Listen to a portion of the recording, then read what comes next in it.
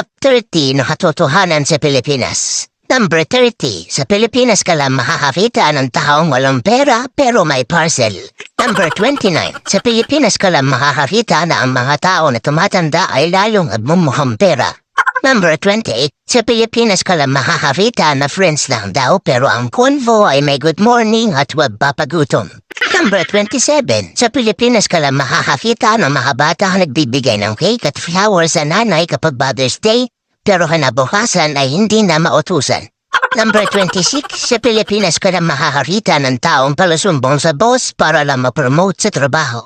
Number 25, sa Pilipinas ka lang makakakita ng taong hindi maubusan ng My Day, akala mo gumagawa ng PowerPoint. Number 24, sa Pilipinas ka lang makakakita ng taong huling beses kinilig kay nung nahawakan niya yung extension wire sa bahay. Number 23, sa Pilipinas ka lang makakakita ng taong matanda na pero nalilito po rin sa mechado, afritada, minudo at kaldereta. Number 22, sa Pilipinas ka lang makakakita na huhuha ka ng valid ID pero hahanapan ka muna ng dalawang valid ID. Number 21, sa Pilipinas ka lang makakakita ng mga taong nahihilo kapag walang pang-crashing. Number 20, sa Pilipinas ka lang makakakita ng kapitbahay na mas alam pa ang buhay mo kaysa sa'yo. Number 19, sa Pilipinas ka lang makakakita ng makiki-birthday na walang dalang regalo pero may dalang supot.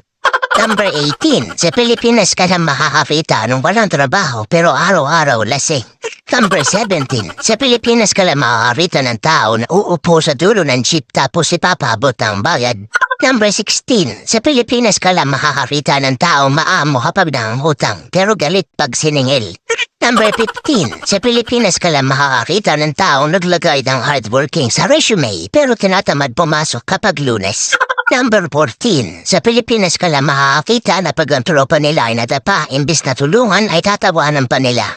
Number 13, sa Pilipinas ka lang makakakita na ang mga tao ay madalas magpasarin sa social media pero kapag pinatulan mo ay autoblock ka na sa kanya. Number 12, sa Pilipinas ka lang makakakita ng mga tao na nagsisiraan pero nagbabanding. Number 11, sa Pilipinas ka lang makakakita ng mga babae nagpipils kahit nasa abroad ang mistero. Number 10, sa Pilipinas ka lang makakakita na hindi kompleto ang childhood mo kung hindi mo naranasan mahulog sa kanal.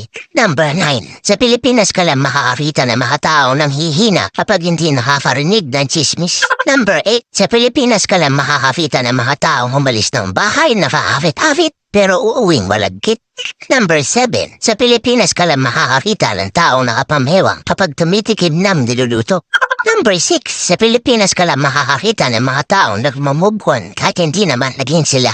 Number 5, sa Pilipinas ka lang makakakita ng mga bahay na nagiging oven kapag tanghali.